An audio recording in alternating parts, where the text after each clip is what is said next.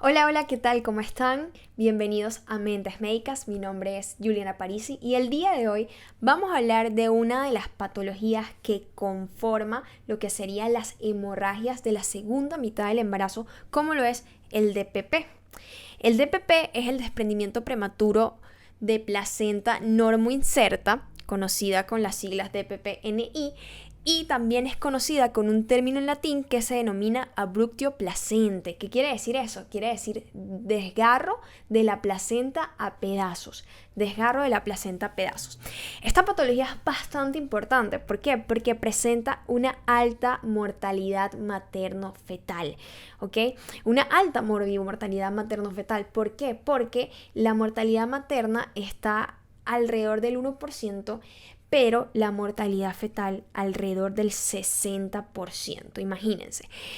Las muertes fetales se producen por muertes fetales intraútero debido a la hipoxia y las muertes neonatales van a ser debidas a la prematuridad.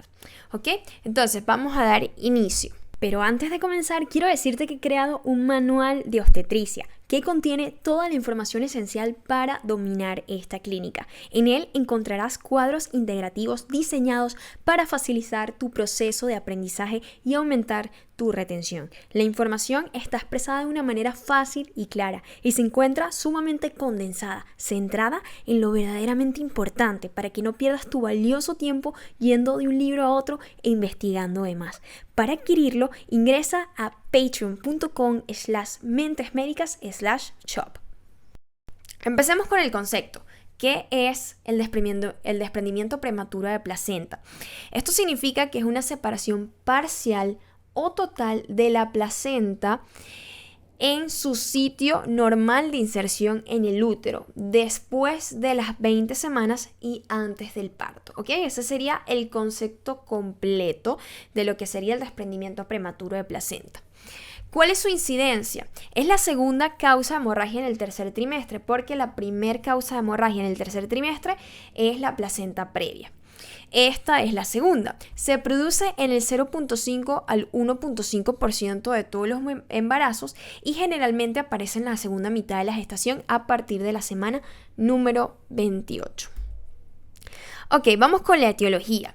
Resulta que esta es una patología que no tiene una causa principal, no tiene un factor que nosotros digamos, ajá, es por eso que sucede esto. No, pero tiene varios factores que contribuyen a su génesis, como los que podemos evidenciar aquí. De todos estos, ¿cuál es el más importante? El más importante siempre va a ser el antecedente de un DPP, porque esto condiciona que la gestante tenga un riesgo de 10 a 15 veces mayor de volver a presentar esta patología, ¿ok? El siguiente serían los síndromes hipertensivos del embarazo, porque sabemos que en los síndromes hipertensivos del embarazo lo que ocurre es que hay una placentación anómala y por ende los vasos maternos, o sea, lo que sería las arterias espirales, todo eso se va a formar de una mala manera, ¿ok? De una manera que no es la correcta. Entonces comienzan a haber necrosis deciduales y luego se produce la ruptura del vaso debido a lo que sería alteraciones de la pared vascular y debido a ello es que se produce el DPP. La ruptura prematura de membrana también es otra de las causas de lo que sería el DPP. ¿Por qué? Porque en esos momentos, como está la ruptura de las membranas, hay una descompresión súbita de lo que sería el útero. Entonces, por eso se da el DPP. Traumatismos abdominales, sobre todo los accidentes de tránsito, ¿ok? En donde van a haber fuerzas de cizallamiento y se describe que el útero es mucho más elástico que la placenta. Entonces, al útero tener más elasticidad y la placenta ser más rígida, esta se va a desprender. Déficit de folato también está descrito como factor de riesgo en el DPP. Malformaciones y tumores del útero, porque estos representan un obstáculo mecánico para una implantación correcta de la placenta. Drogas como el tabaco, sabemos que el tabaco es un vasoconstrictor que va a contribuir a la hipoxemia. La cocaína también es vasoconstrictor, entonces todo eso me va a llevar al origen del DPP. La iatrogenia, está descrito que maniobras como la maniobra cefálica externa si se realiza de una manera inadecuada, produce el DPP. Alteraciones genéticas como alteraciones en los genes de la protrombina producen DPP. Trastornos de la coagulación, está descrito también que trombofilias adquiridas o hereditarias pueden producir esta patología. A mayor edad materna, mayor incidencia del DPP, y a mayor paridad, mayor incidencia de DPP. Y por último, el polidramnios. Entonces, vamos a continuar con la patogenia. ¿Y qué es lo que sucede en el desprendimiento prematuro de placenta? Lo primero que ocurre es la rotura de los vasos maternos en la decidua basal. ¿Y por qué va a suceder esto? Resulta que, como les dije al principio, van a ser como las patologías de los síndromes hipertensivos del embarazo, que así se le conoce en nuestro país. Ustedes les pueden decir trastornos, pero así se lo conoce en Venezuela. De acuerdo con estas patologías, lo que va a ocurrir es que los vasos van a estar anómalos, ¿ok? Entonces van a haber un aumento de lo que serían las especies reactivas de oxígeno, de lo que sería las metaloproteinasas, y todo ello va a causar una lesión de la pared vascular, ¿ok? Además de que va a haber isquemia, ¿ok? Por una hipoperfusión, ¿ok? Y también va a haber necrosis, y la pared, al presentar necrosis, se debilita tanto que se rompe. Entonces, eso es lo que va a suceder básicamente, que hay una rotura de los vasos maternos, que al romperse los vasos se va a dar la hemorragia, y que posteriormente va a haber una separación entre lo que sería la decidua, ¿ok? Que podemos ver aquí. La decidua, aquí vemos cómo se rompieron los vasos, y aquí está la decidua y la placenta, que se van a separar, ¿ok? Y se forma un hematoma retroplacentario. Es importante describir que todo esto es una hemorragia de parte materna, ¿ok? Entonces, ¿qué también está descrito en esta patología?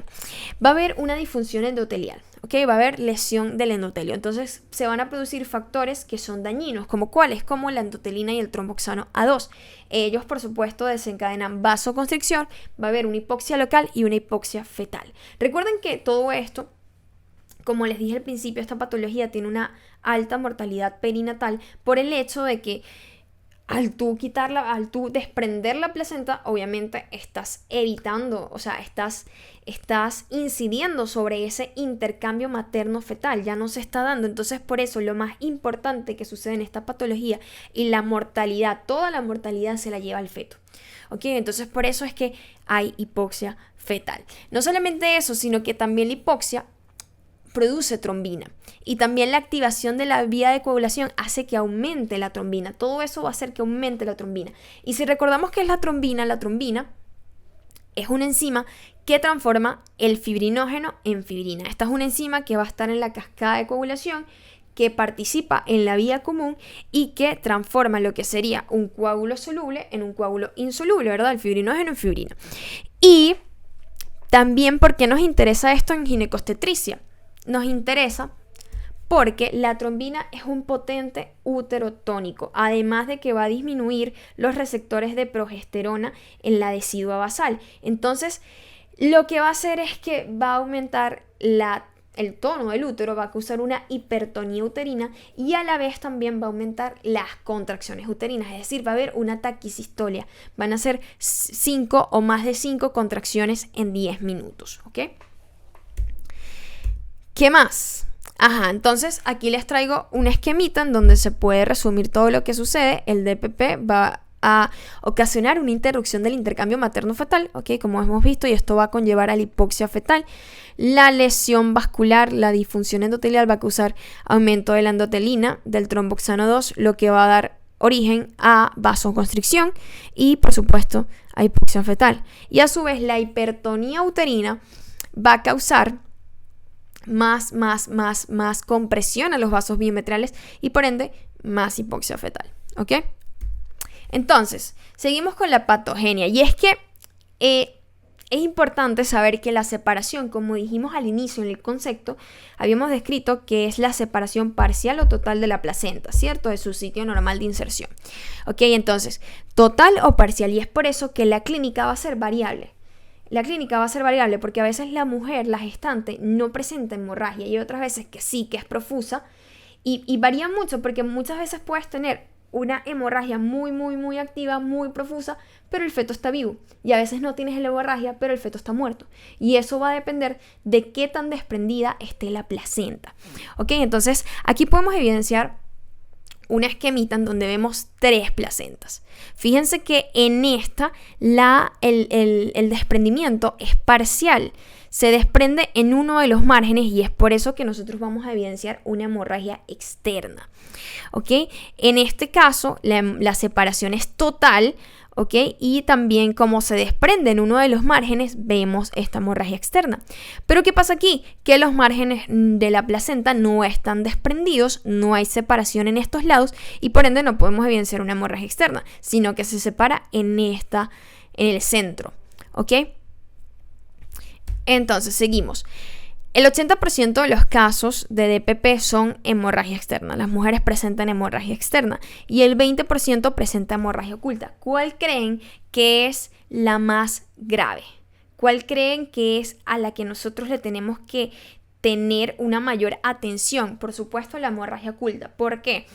Primero, porque me retrasa el diagnóstico. O sea, es importante porque no estoy viendo hemorragia, entonces yo pienso en un DPP, pienso en hemorragia, pero muchas veces, como les dije, no va a suceder la hemorragia.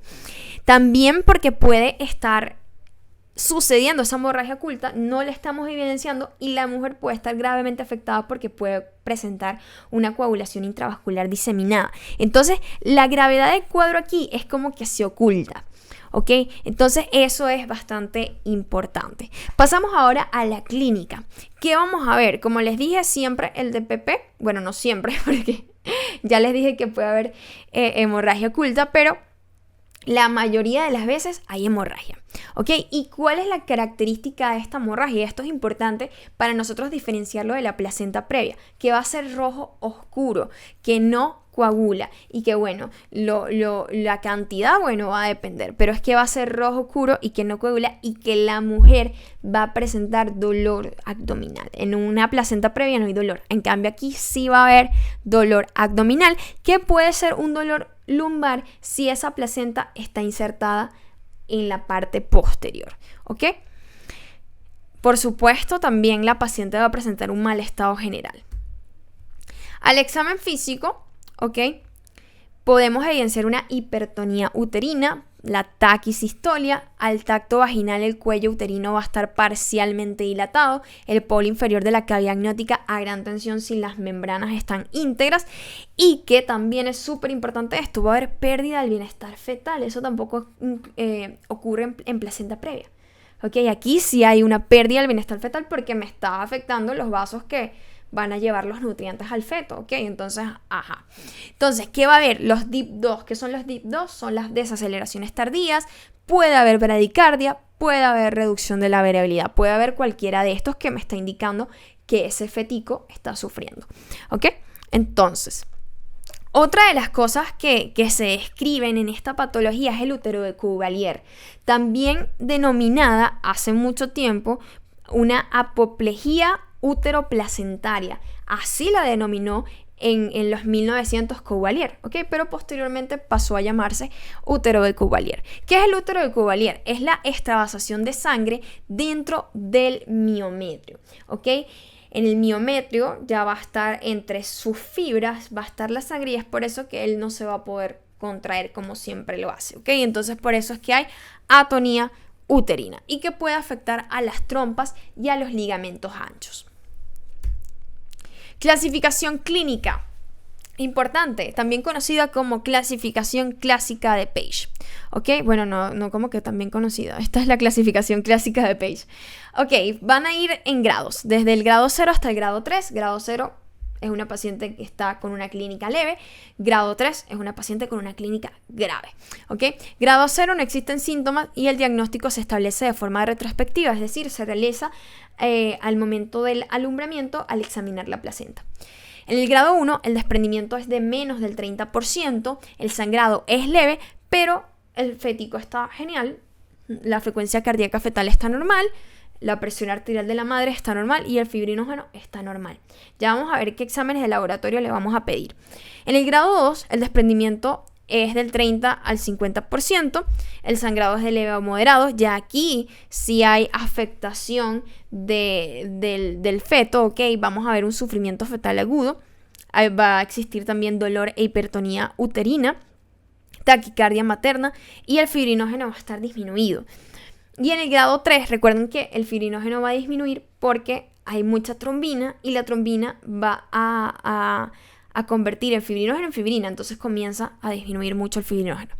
En el grado 3 el desprendimiento va a ser del más del 50%, el sangrado va a ser de moderado a severo, el útero va a estar tetánico y doloroso, la paciente va a sufrir de hipotensión, el feto va a estar muerto porque se describe que cuando son desprendimientos de más del 50% de la placenta, el feto está muerto. Y fibrinógeno disminuido y trombocitopenia, ¿ok? Ahora, el diagnóstico es eminentemente clínico, fundamentalmente clínico. Siempre va a ser clínico. Clínico, porque la clínica pesa mucho más que todo. ¿Ok? Pero existen herramientas con las cuales nosotros nos podemos apoyar, como la ecografía. Pero ¿qué pasa con la ecografía? Tiene un problemita, tiene una limitante. Y es que la ecografía tiene baja sensibilidad, ¿ok? Su sensibilidad ronda entre el 20 al 40%. Y es por eso que no es tan importante en esta patología. Sin embargo, la podemos utilizar y también para ver el bienestar fetal, ¿ok?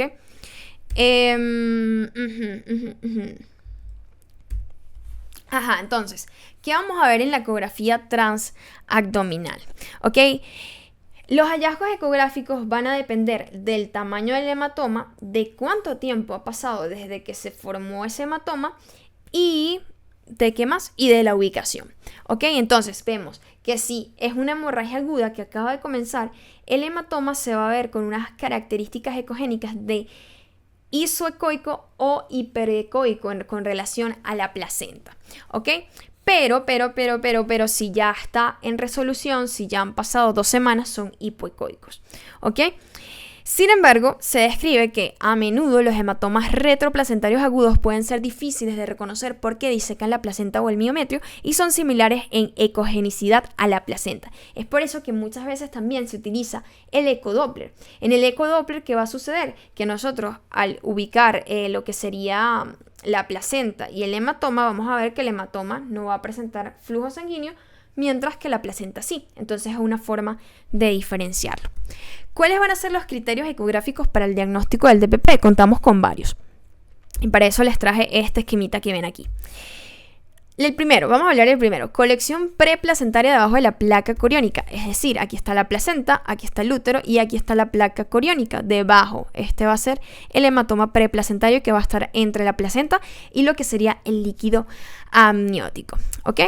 Segundo, movimiento jelly-like, es decir, el signo de la gelatina de la placa coriónica. ¿Qué es eso? Que es cuando el operador coloca el transductor en el abdomen materno y le empieza a dar como estos movimientos y eso va a hacer que la placenta se mueva tipo gelatina.